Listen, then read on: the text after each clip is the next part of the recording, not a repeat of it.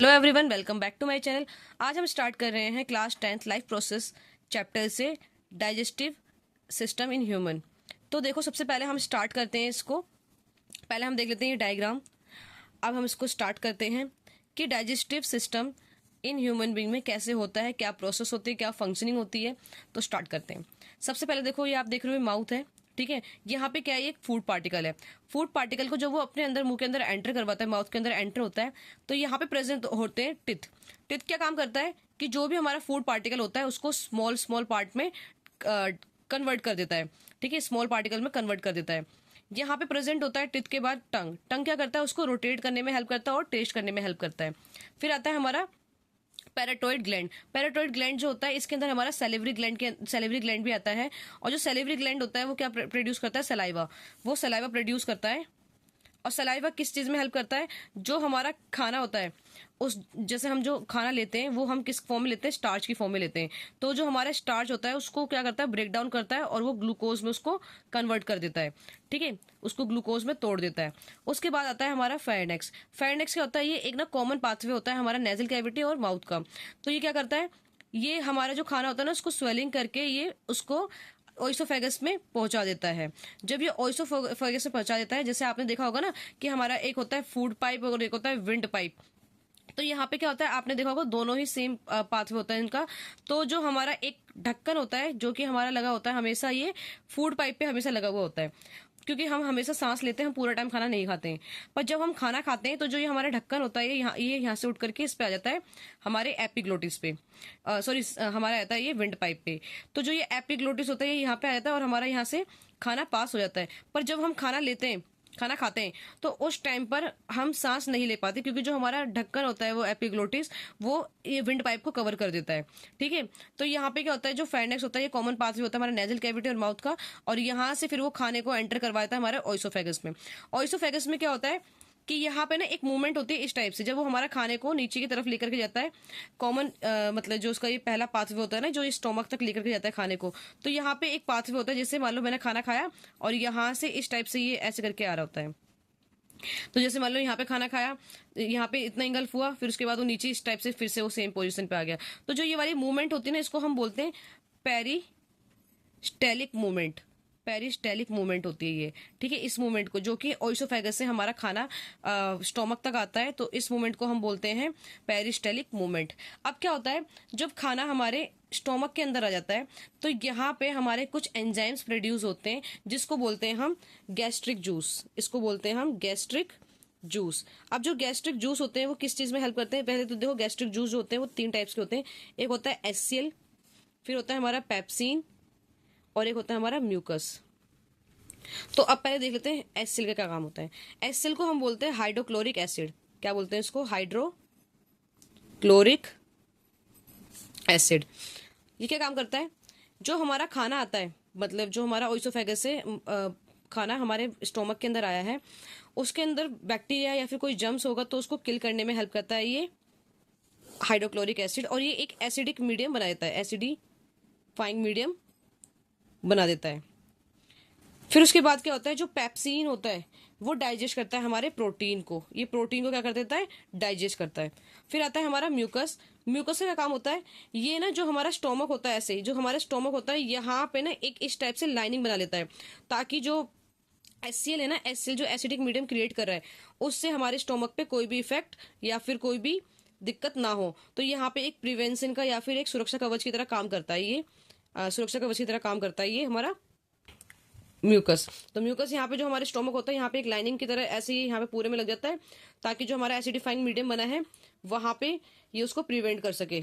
तो जो हमारा स्टोमक होता है, स्टोमक के अंदर हमारे 3 टाइप के एंजाइम्स प्रोड्यूस होते हैं, जो मैंने दिखाया है यहाँ पे, HCl, पेप्सिन एंड म्यूकस। तो यहाँ पे HCl का क्या काम बताया मैंने, जो कि जर्म्स को किल करता है जो हमारे खाने के अंदर होता है। पेप्सिन का काम होता है जो कि प्रोटीन को डाइजेस्ट करता है। म्यूकस का काम होता है, ये हमारे जो स्टोमक की जो लाइनिंग होती है वहां पे आकर के इस टाइप से लग जाता है, ताकि जो वहां पे एसिडिक मीडियम बना है वो उसको अफेक्ट ना करे। फिर उसके बाद हमारा जो खाना है वो यहाँ से पहले जो हमारा ये होता है लीवर, लीवर क्या होता है, ये हमारा सबसे बड़ा ऑर्गन होता है हमारी बॉडी का। और यहाँ पे ये क्या करता है, इसके मतलब इतने सारे काम है, मतलब मैं तुम्हें गिनवा नहीं सकती।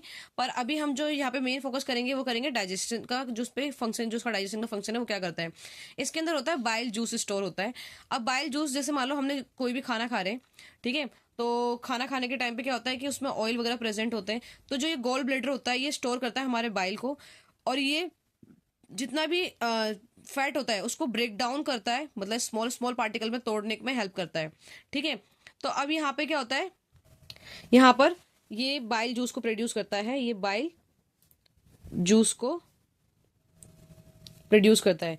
जैसे कि बाइल जूस में हमारा होता है एल्कलाइन, जो कि हमारा जो यहाँ पे एचसीएल मीडियम बन चुका था ना, जो यहाँ पे एसिडिफाइंग मीडियम बन चुका था, अब ये उसको एल्कलाइन बनाएगा, ताकि जो हमारा खाना है वहाँ पे वो उसका जो मीडियम है वो न्यूट्रल हो जाए, ना तो ज्यादा वो एसिडिफाइंग हो ना ही ज्यादा वो एल्कलाइन हो। तो वहाँ पे वो एल्कलाइन प्रोड्यूस करता है, ताकि जो हमारा फूड है वो एल्कलाइन हो जाए। फिर उसके बाद वहां से वो एक और जूस प्रोड्यूस करता है जिसको बोलते हैं हम बाइल सॉल्ट। तो बाइल सॉल्ट क्या करता है, ये हमारा जो खाना होता है ना, इसमें जो बिग फैट होते हैं, बिग फैट जो होते हैं उसके ग्लोब्यूल, बिग फैट ग्लोब्यूल्स को तोड़ देता है ये इनटू दी स्मॉलर पार्ट्स में, स्मॉलर पार्ट्स में। तो जो ये वाली प्रोसेस होती है, इस प्रोसेस को हम इमल्सिफिकेशन भी बोलते हैं। क्या बोलते हैं इसको हम, इमल्सिफिकेशन भी बोलते हैं इसको।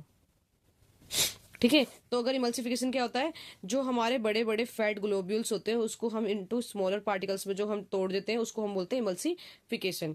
अब उसके बाद आता है हमारा यहाँ से जितना भी हमारा यहाँ पे जूस प्रोड्यूस हुआ, फिर उसके बाद हमारा यहाँ पे प्रोड्यूस हुआ लीवर से बाइल सॉल्ट वगैरह, फिर यहाँ पे आता है हमारा पैनक्रियाज।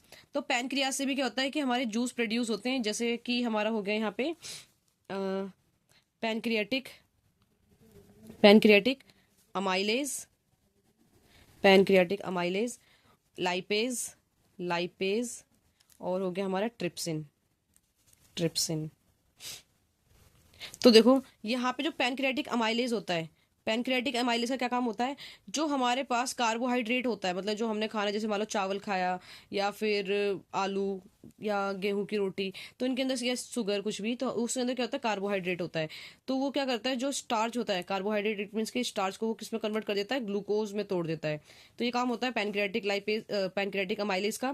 फिर आता है हमारा लाइपेज। लाइपेज का क्या काम होता है कि जो बड़े बड़े फैट होते हैं ना, ये फैट को कन्वर्ट कर देता है, फैट को कन्वर्ट कर देता है, फैट इनटू फैटी एसिड में, फैटी एसिड में या तो ग्लिसरोल में, ग्लिसरोल में कन्वर्ट कर देता है।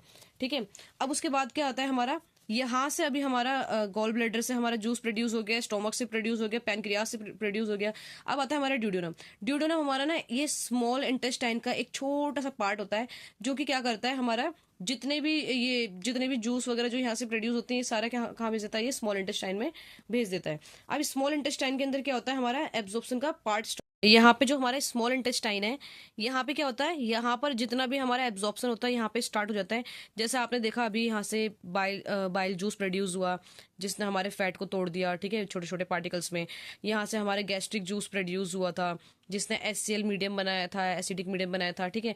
फिर यहाँ से पैनक्रियास जूस प्रोड्यूस हुआ जिसने क्या करा, प्रोटीन को तोड़ दिया, कार्बोहाइड्रेट को तोड़ दिया, फैट को तोड़ दिया। फिर वो ड्यूडेनम में जाकर के एब्जॉर्प्शन में, यहाँ पे स्मॉल, ये ड्यूडेनम जो होता है ये स्मॉल इंटेस्टाइन का पार्ट होता है, जो कि यहाँ पे क्या करता है, एब्जॉर्प्शन में हेल्प करता है। अब यहाँ पे जितना भी प्रोटीन, अमाइनो एसिड, शुगर वगैरह जितना भी है यहाँ पे एब्जॉर्ब हो जाएगा।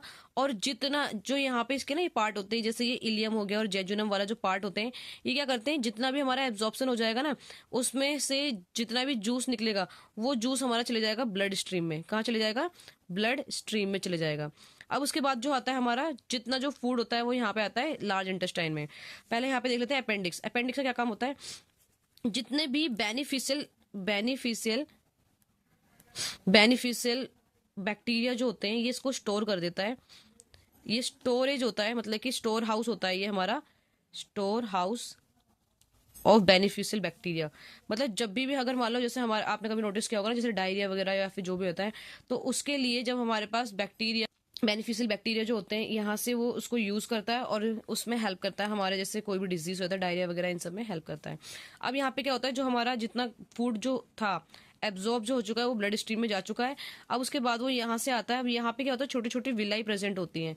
अब जो विलाई होता है उसका क्या काम होता है, वो एक तो सरफेस एरिया इंक्रीज कर देती है, और सरफेस एरिया इंक्रीज करने के बाद यहाँ पे और जो फूड होता है ना उसको और थोड़ा सा स्क्वीज होता है, ताकि और थोड़ा सा अच्छे से वो एब्जॉर्ब हो जाए। और जितना फिर जो हमारा हार्ड पार्ट्स बचता है, जैसे मतलब जो एब्जॉर्ब होने के बाद जितना लिक्विड निकल चुका है, जो हार्ड पार्ट बचता है वो यहाँ पे आता है, और वो वेस्ट मटेरियल के थ्रू यहाँ से लार्ज इंटेस्टाइन से होते हुए वो हमारा रेक्टम से होते हुए बाहर एनएस से एक्सक्रीट आउट हो जाता है।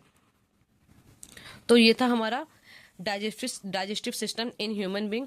तो अगर आपको इस टॉपिक में कोई भी डाउट हो तो आप मुझे कमेंट सेक्शन में पूछ सकते हैं, और आप मेरे चैनल को लाइक शेयर एंड सब्सक्राइब करिए। Thank you. और मैं आपको इसके ना एक बार नोट्स भी प्रोवाइड कर दूंगी जो मेरे इस चैप्टर से रिलेटेड है। तो अभी के लिए थैंक यू।